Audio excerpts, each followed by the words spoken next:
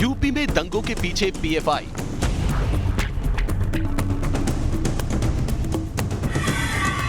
UP में CAA पर हुई हिंसा में पीएफआई पर आरोप।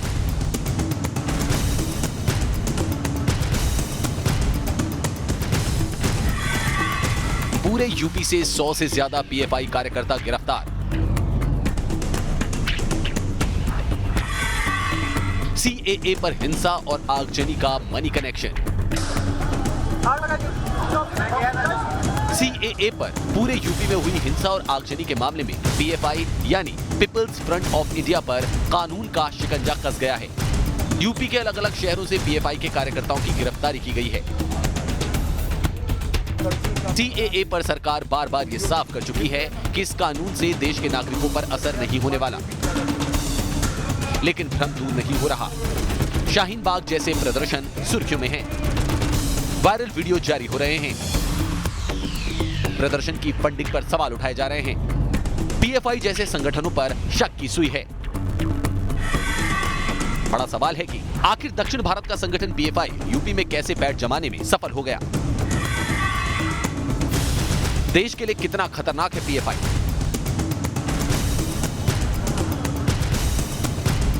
क्या सिमी की तरह पीएफआई पर प्रतिबंध जरूरी हो गया है? यूपी में पीएफआई पर हुई व्यापक कार्रवाई के बाद इस संगठन पर सवाल उठाए जा रहे हैं।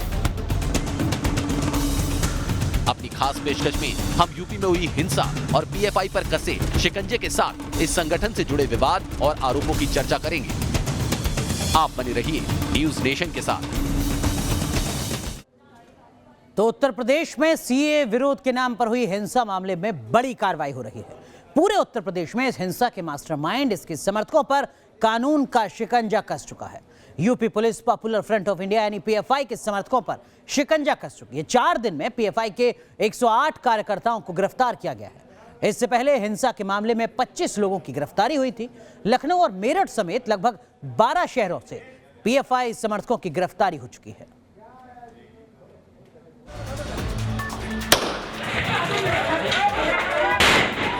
यूपी में सीए पर हुई हिंसा की इन तस्वीरों को कोई भूल नहीं सकता। तहजीब के शहर में हुई हिंसा के इस मंजर से पूरा देश दहला था। 19-20 दिसंबर को हुई हिंसा के खिलाफ पूरे देश में आक्रोश था। अब सरकार ले रही है सीए के खिलाफ हुई हिंसा का हिसाब। बेनकाब हो रहा है हिंसा के लिए 120 करोड़ की फंडिंग का काला सच। उन संगठनों, उन लोगों पर शिकंजा कस रहा है जिन पर हिंसा के आरोप हैं। यूपी पुलिस के मुताबिक जिस संगठन के इशारे पर हिंसा को अंजाम दिया गया, जिस संगठन के इशारे पर हिंसा की फंडिंग हुई, उस संगठन के कार्यकर्ता अब यूपी पुलिस के शिकंजे में हैं। 4 दिनों में 108 पीएफआई समर्थकों की गिरफ्तारी। उत्तर प्रदेश एवं अन्य राज्यों में पीएफआई के पदाधिकारी और सदस्यों द्वारा संगठन के राष्ट्रीय पदाधिकारियों के निर्देशन में अपने संगठनात्मक कार्यों और राष्ट्र विरोधी गतिविधियों को अंजाम दिया जा रहा है। पीएफआई द्वारा उत्तर प्रदेश के विभिन्न स्थानों पर कतिपय मुद्दों पर बृहत स्तर पर अभियान चलाकर अवैधानिक कार्यों के लिए लोगों को भड़काने व संगठन से जुड़ने तथा देश विरोधी गतिविधियों को बढ़ावा देने के कार्य के क्रम में संगठन के पदाधिकारियों व सदस्यों द्वारा नागरिकता संशोधन अधिनियम की आड़ में 19 और 20 दिसंबर को प्रदेश के विभिन्न स्थानों पर देश विरोधी कार्य करते हुए घटनाएं कारित की गई। पूरे यूपी में पीएफआई कार्यकर्ताओं की गिरफ्तारी की गई। सबसे ज्यादा 21 पीएफआई समर्थक मेरठ से गिरफ्तार किए गए। वाराणसी में 20, बहराइच में 16, लखनऊ में 14, गाजियाबाद में 9, शामली में 7, मुजफ्फरनगर में 6, कानपुर में 5, बिजनौर से 4, सीतापुर से 3, गोंडा, हापुड़ और जौनपुर से एक कार्यकर्ता की गिरफ्तारी हुई है। यूपी में सीएए को लेकर हुई हिंसा के बाद से पीएफआई पर यूपी पुलिस ने शिकंजा कसना शुरू कर दिया था। जांच के बाद इस संगठन के समर्थकों की गिरफ्तारी की गई। पीएफआई के पदाधिकारी और उनसे जुड़े व्यक्तियों की संलिप्तता प्रकाश में आई थी। इस क्रम में पीएफआई के तत्समय पर 25 व्यक्तियों की गिरफ्तारी की गई, लेकिन इस बात को देखते हुए कि प्रदेश की कानून व्यवस्था और प्रदेश की व्यवस्था को और मजबूत और दुरुस्त करना है। एक पूरा अभियान डीजीपी साहब की अध्यक्षता में, उनके मार्गदर्शन में प्रदेश सरकार के नॉलेज में डालते हुए पीएफआई के विरुद्ध अभियान चलाया गया। पीएफआई के खिलाफ कार्रवाई करने वाला यूपी पहला राज्य है। हिंसा में पीएफआई के शामिल होने के सबूत मिलने के साथ ही यूपी पुलिस ने इस संगठन पर प्रतिबंध लगाने की मांग की थी। लखनऊ हिंसा में यूपी पीएफआई के चीफ वसीम और उसके 16 समर्थकों की गिरफ्तारी के बाद बैन को लेकर आवाज उठी थी। सुरक्षा एजेंसियों का कहना है कि इस संगठन के नेता और समर्थक प्रतिबंधित संगठन सिमी की तरह सोच रखते हैं और देश की सुरक्षा के लिए खतरा हो सकते हैं। Ratheesh Trivedi, news nation, Lucknow. तो पत्थरबाजी हुई, आगजनी की गई, पब्लिक प्रॉपर्टी को नुकसान पहुंचाया गया। सबसे खौफनाक खुलासा है कि हिंसा की फंडिंग को लेकर तमाम आरोप सामने आ रहे हैं। आरोप लग रहे हैं कि हिंसा फैलाने के लिए पीएफआई की तरफ से 120 करोड़ की फंडिंग की गई। ईडी इस मामले की अब जांच कर रही है। तमाम खातों को खंगाला जा रहा है जहां अवैध लेन देन का शक है।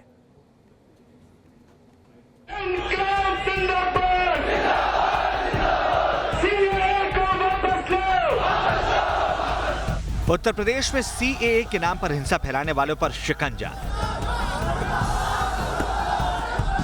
पूरे उत्तर प्रदेश में पीएफआई समर्थकों पर शिकंजा।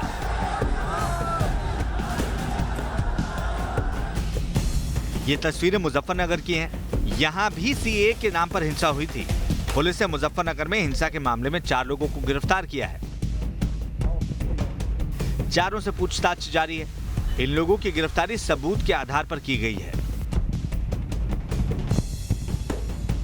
जनपद मुजफ्फरनगर में थाना कोतवाली में पीएफआई के 4 सक्रिय सदस्य गिरफ्तार किए गए हैं और इनकी गिरफ्तारी सबूतों के आधार पर की गई है और इनसे भारी संख्या में पैम्पलेट्स बरामद किए गए। पीएफआई का गठन 2006 में केरल में हुआ था, लेकिन इसने धीरे धीरे देश के कई अन्य राज्यों में अपना प्रभाव कायम कर लिया।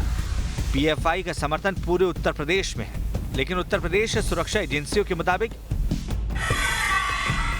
बिजनौर, मुजफ्फरनगर, शामली, लखनऊ, सीतापुर, गोंडा, बहराइच और गाजियाबाद में ये ज्यादा सक्रिय है। मेरठ जोन में पिछले कुछ दिनों में पीएफआई के 47 सदस्य गिरफ्तार हुए हैं और उसमें सबसे ज़्यादा मेरठ से 21, शामली से 10, गाजियाबाद से 9, मुजफ्फरनगर से 6 तथा हापुड़ से 1 व्यक्ति गिरफ्तार हुआ है। तो हम लोग जो हमारे सेंसिटिव पॉकेट्स हैं, जहां पहले से ही हम लोग पीएफआई पे काम कर रहे थे, वो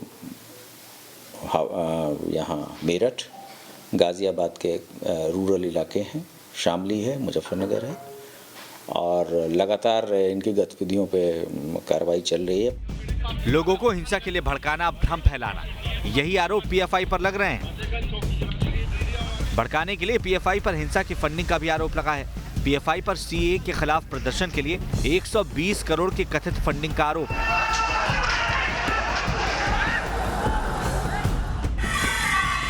हिंसा के लिए फंडिंग के मामले में ईडी जांच भी कर रही है। पीएफआई और रहब फाउंडेशन इंडिया यानी आरएफआई के खिलाफ जांच चल रही है।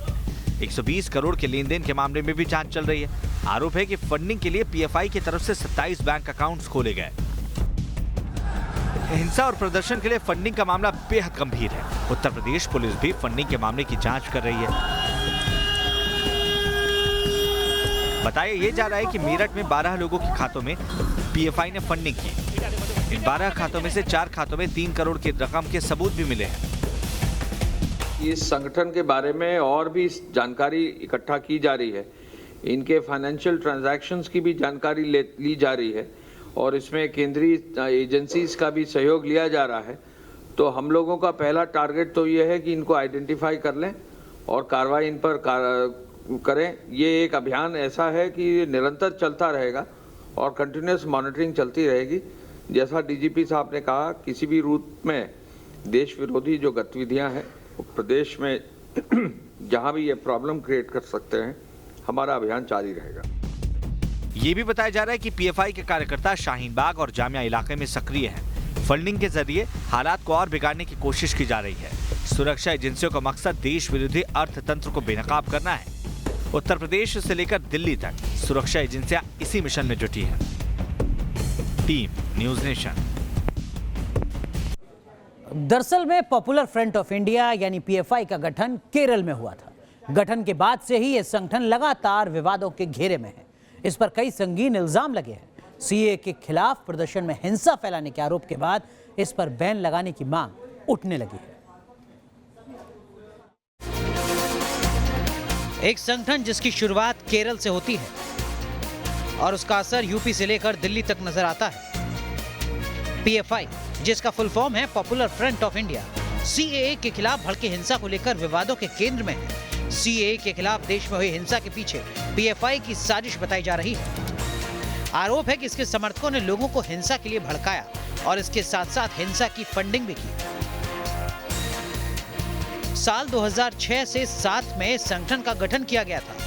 इसके बाद से ये संगठन विवादों में है। पीएफआई पर कई संगीन आरोप लगे हैं। इसमें सबसे संगीन आरोप है प्रतिबंधित संगठन सिमी से कनेक्शन का। पीएफआई नेता अब्दुल रहमान और अब्दुल हमीद सिमी के सदस्य रह चुके हैं। देश विरोधी गतिविधि के लिए सिमी पर प्रतिबंध लग चुका है। यूपी पुलिस और सरकार का मानना है कि सिमी का ही रूप है पीएफआई।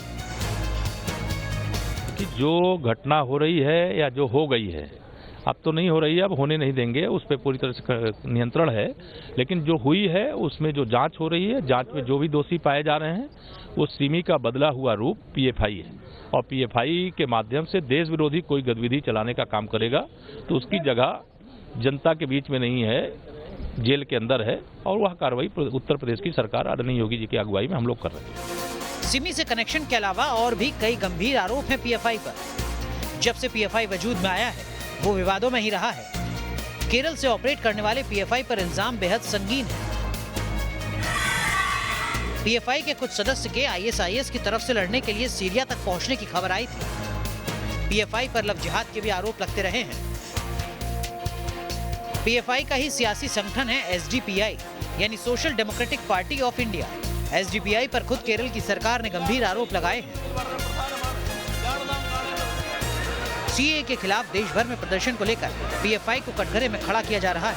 बीजेपी के नेता शाहीन बाग जैसे प्रदर्शनों के लिए पीएफआई को जिम्मेदार ठहरा रहे हैं। कुछ पीएफआई जैसे संगठन है जो पर्याप्त वहाँ जो पर्याप्त विषयों की, पैसों की जो जरूरत है उसकी इंतजाम करने वाले पीएफआई जैसे संस्था है। तो जब तक इनको विपक्ष को हम एक्सपोज नहीं करेंगे वहां से ये लोग नहीं हटेंगे। ये काम हम जरूर पार्लियामेंट सदन के सत्र के दौरान कर दिखाएंगे। पीएफआई पर इल्जामों की फहरिस्त बहुत लंबी है। पीएफआई पर देश विरोधी गतिविधि में शामिल होने के आरोप लगाए जा रहे हैं। सिमी की तरह पीएफआई पर भी प्रतिबंध लगाने की मांग जोर पकड़ रही है। Team news nation. तो हिंसा मामले में पीएफआई पर कार्रवाई हो रही है। वहीं शाहीन बाग और जामिया का मुद्दा अब पूरी तरह सियासी रंग ले चुका है। कल जामिया में देर रात गोलीबारी की खबर आज सियासत में तब्दील हो चुकी है। हालांकि अभी तक नहीं पता चला कि कल किसने गोली चलाई, लेकिन यह मुद्दा ऐसा गरमाया कि संसद में हंगामे में तब्दील हो गया। आपके जरिए से हुकूमत को बताना चाह रहा हूं कि हम तमाम जामिया के बच्चों के साथ हैं। ये हुकूमत जुल्म कर रही है बच्चों पर। क्या ये जानते हैं एक बच्चे की आंख चले गई, बेटियों को मारा गया, शर्म नहीं है इनको? बच्चों को मार रहे, गोलियां मार रहे। उत्तर सदन के पटल पर रख दिया गया। जामिया में फायरिंग को लेकर लोकसभा में एआईएमआईएम प्रमुख असदुद्दीन ओवैसी सरकार पर जमकर बरसे। हुकूमत जुल्म कर रही है बच्चों पर। क्या ये जानते हैं एक बच्चे की आंख चले गई, बेटियों को मारा गया, शर्म नहीं है इनको? उन्होंने सरकार पर जामिया के बच्चों के साथ जुल्म करने का आरोप लगाया। उनके इस बयान के बाद संसद में हंगामा शुरू हो गया। कांग्रेस ने भी खड़े होकर नारेबाजी शुरू कर दी। कांग्रेस सांसद अधीर रंजन चौधरी ने भी सरकार पर हमला बोला। सर, ये सरकार गोली से आम लोगों की बोली बंद नहीं कर सकते। ये विषय पर ये नकली हिंदू है, ये असली हिंदू नहीं है। असली हिंदू होने तरह से गोली से नहीं खून किया जाता। ये कोई कांग्रेस समेत पूरा विपक्ष संसद में नागरिकता कानून को लेकर सरकार के खिलाफ हंगामा करने लगा। सरकार ने विपक्ष को चर्चा करने की चुनौती दी, लेकिन विपक्ष चर्चा के बजाय लगातार हंगामा करता रहा। फिर से निवेदन करता हूं, मैं अपील करता हूं, you can raise any issue as far as discussion president motion, thanks to president motion is concern. आप चर्चा करिए। गवर्नमेंट को संसद की कार्यवाही शुरू होते ही आज विपक्ष ने हंगामा शुरू कर दिया था। जब संसद में हंगामा नहीं रुका तो स्पीकर को लोकसभा की कार्यवाही को कुछ देर स्थगित करना पड़ा। Team news nation. 30 मिनट तक के लिए स्थगित।